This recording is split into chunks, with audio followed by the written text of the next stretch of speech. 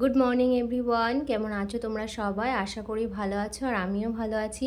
তো দেখো সকাল সকাল নিয়ে হাজির হয়েছি ওভারনাইটে ভিজিয়ে রাখা দুটো খেজুর, 8টা আমন্ড আর দুটো আখরোট দিয়ে স্টার্ট করব আজকে সকালটা। কয়েকদিন ধরে বেশ শরীর খারাপ লাগছে, পায়ে প্রচণ্ড ব্যথা হচ্ছে, মানে কিছুতেই ব্যথাটা কমছে না। একটু দাঁড়ালেই বা একটু হাঁটাচলা করলেই না মানে পায়ে যন্ত্রণা হচ্ছে। তো এটা আমি আগে খেতাম, তবে এখন আর খাওয়া হয় না। তো ভাবলাম আবার নতুন করে স্টার্ট করি। আর সোহাগ তো দেখছো ওদিকে সকাল সকাল উঠে পড়েছে ঘুম থেকে। তো দেখো আমন্ডগুলো কিন্তু আমি ছাড়িয়ে নিয়েছি, আর আখরোটগুলো আর ছাড়ালাম না, কারণ ওই খুব একটা ছাড়ানো যাচ্ছিল না, ওই জন্য ছাড়াইনি। তো চলো এগুলো এখন খেয়ে নিই। এত বেশি গরম পড়েছে, আর তার মধ্যে আমার এই রান্নাঘরে সকালবেলা রান্না করতে বা কোনো কিছু করতে আসলে এত রোদ্দুর পড়ে, মানে দাঁড়ানো যায় না একদম। তো এখন আমি করছি চা, এই যে চা করছি।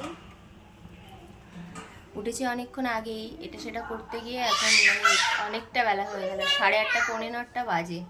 আর এই যে ইনি তো সকাল থেকে উঠেই বিছনা থেকে হাঁটা শুরু করেছে, এরকম অবস্থা।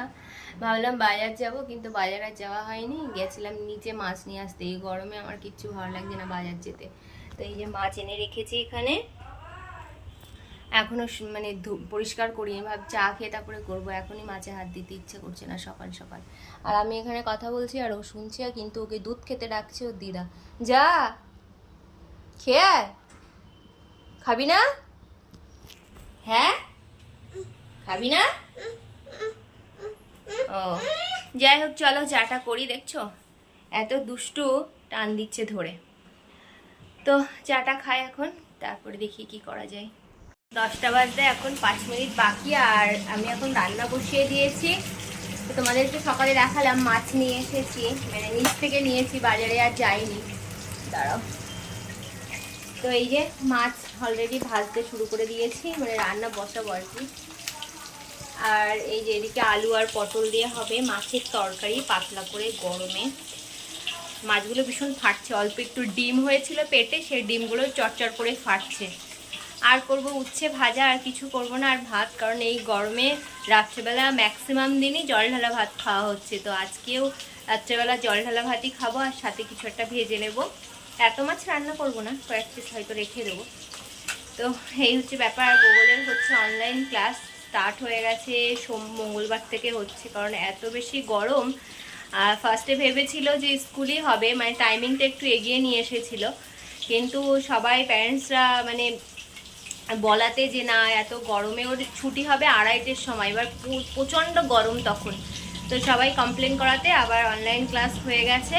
এখন অনলাইন ক্লাস হচ্ছে, আর হচ্ছে এখন আর স্কুল হচ্ছে না আপাতত। যতদিন না গরমের ছুটি পড়ে ততদিন এরকমই মানে স্কুল হবে, ক্লাস হবে বাড়িতেই। তো এটা একদিক থেকে ভালোই, মানে এত বেশি গরম, মানে যখন ওরা আসবে একদম পুরো খা খা করবে চারিদিকে। তো সবাই কমপ্লেন করাতে এখন অনলাইন করে দিয়েছে। এই রান্নাটা কমপ্লিট করে স্নান করে পুজো দিতে হবে। তো চলো দেখতে থাকো ব্লগটা, আশা করছি ভালো লাগবে। সোহাগ কই? সোহাগ কই? এখন বাজে দুপুর 12টা, এখন খাচ্ছে নারকেলের নাড়ু আর চিড়ে ভাজা। আমরা স্নান করতে পারলাম না। আর এদিকে সোহাগ এই যে বসে বসে, সোহাগের স্নান করা হয়ে গেছে 10:30টার মধ্যে। ও সোজা টেনে নিয়ে বাথরুমে চলে গেল আমাকে স্নান করবে বলে। আর এই যে ওনার একজন ক্লাস কমপ্লিট, ক্লান্ত একদম। চলো এবার স্নানটা করি।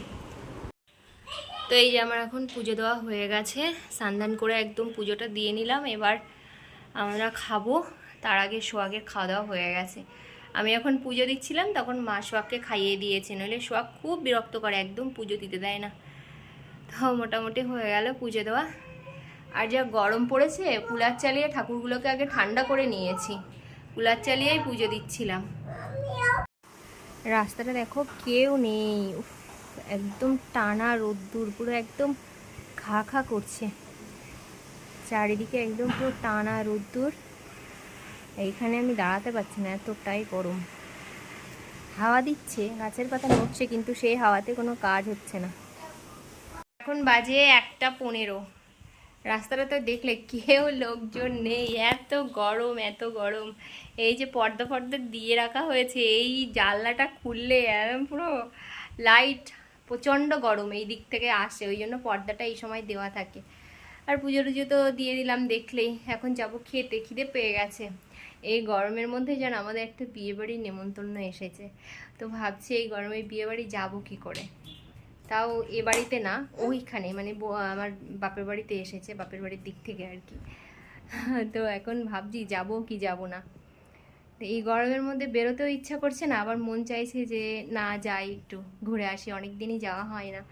মাঝে অষ্টম পর হয়ে গেল আমাদের মানে বাপের বাড়ির পাড়াতে, তো সেইখানে যায়, প্রত্যেক বছরই যায়, কিন্তু এবছর সোহাগের শরীরটাও ভালো ছিল না, আর আমরাও আর যেতে পারিনি ওর জন্য।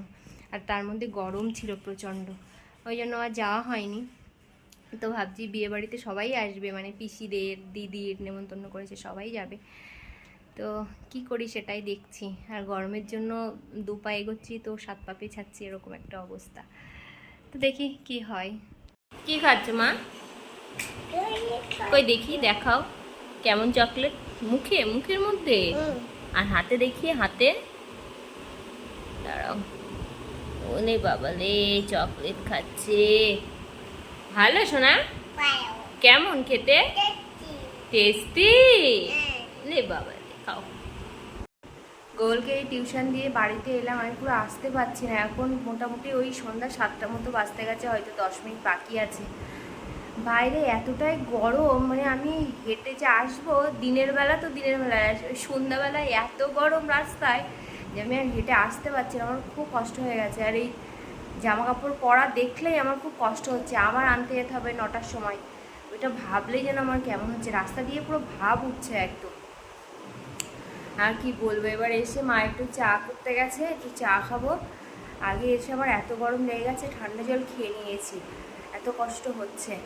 জানি না এই 9টা 9:30 বাজলেও মানে এই গরমটা যাবে না, রাস্তার যে ভাবটা জানি না কখন যায়। আর দিনের বেলা হলেই তো মানে সূর্যের আলো ফুটলেই তো সূর্যি মামার খেল দেখিয়ে দিচ্ছে। হ্যাঁ, এরকম একটা অবস্থা। আর কি বলবো, ভীষণ গরম লাগছে। ট্রেন যাচ্ছে না, পাখা চলছে, তুমি কথা বলো।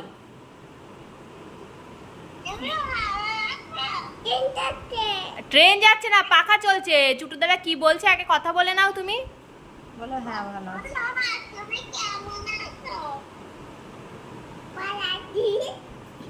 লজ্জা।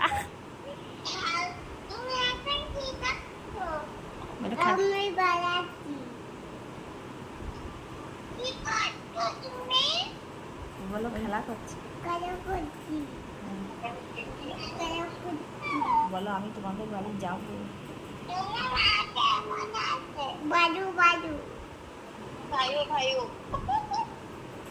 বল আমার মামির জন্য মনটা কেমন করছে, বলো। বল তোমাদের বাড়ি কি যাবো, বলো। এখন 8:45 বাজে, আর আমি দেখো একদম রেডি হয়ে নিয়েছি। এখন যাচ্ছি হচ্ছে গোগলকে নিয়ে আসতে। আর সোহাগের কাণ্ড দেখো। তো বাইরে বেরোতেই তো ভয় লাগছে, কি করব, যেতে তো হবে। ছেলেটাকে তো টিউশনে রেখে এসেছি, ওটাকে তো নিয়ে আসতে হবে। তো চলো এখন যাই। আর আসার সময় একটুখানি বিস্কিট নিয়ে আসতে হবে, বিস্কিট শেষ হয়ে গেছে ঘরে, তো নিয়ে আসবো। তো এখন বেরিয়ে পড়ে, বেশি দূর না, 10 মিনিটও না, 5 মিনিট, জোরে হেঁটে গেলে 3 মিনিটেই পৌঁছানো যায়।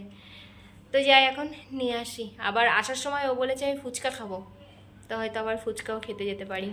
তো চলো। এই পার্কটা ক্রস করলে একটুখানি টার্ন নিয়ে কিন্তু গোগলের টিউশনের জায়গা। তো এখন ওই 9টা মতো বাজে, তো চারিদিকে পার্কের লাইটটা অফ করে দিয়েছে। আর এদিকে জানো তো একটা সুন্দর ঝিল আছে, সবাই স্নানও করে, তো আবার বসেও থাকে, বসারও জায়গা আছে। তো ওই 8:30 পৌনে 9টার মধ্যে পার্কের সমস্ত লাইট কিন্তু বন্ধ হয়ে যায়। তো দেখো এইদিকে কিন্তু গোগলকে নিয়ে নিয়েছি। আর ওই যে তোমাদেরকে বললাম যে ফুচকা খাবে ও, তো ফুচকা খাচ্ছে, আর আমি একটু অল্প করেই খেয়েছি। আর গোগল না টক জল দিয়ে ফুচকা খায় না, তাই জন্য গোগলের একটু লেট হয় ফুচকা খেতে। তো ওকে এবার ফুচকা খাইয়ে সোজা চলে যাবো বাড়িতে। দেখো আজকে রাত্রবেলার মেনু কি হয়েছে। এই যে জল ঢালা ভাত, সাথে কাঁচা লঙ্কা, কাঁচা পেঁয়াজ, আর রয়েছে এদিকে মাছ ভাজা আর পেঁয়াজি। ও দারুণ খাবার রাত্রেবেলা। এই ছোট মতো হাতটা দেখছো, এটা সোহাগ খাচ্ছে। সোহাগ খাচ্ছে। তো এই হচ্ছে রাত্রেবেলার মেনু, তৃপ্তি করে একদম মানে খেয়ে জল ঢালাবা, তাই একদম চুপটি করে ঘুমিয়ে পড়বো। তো চলো আজকের ভিডিওটা এই পর্যন্তই রাখছি। যদি ভালো লাগে অবশ্যই লাইক কমেন্ট শেয়ার করো, আমার চ্যানেলটাকে প্লিজ সাবস্ক্রাইব করো। দেখা হবে নতুন ভিডিওতে। টাটা। করো না মা।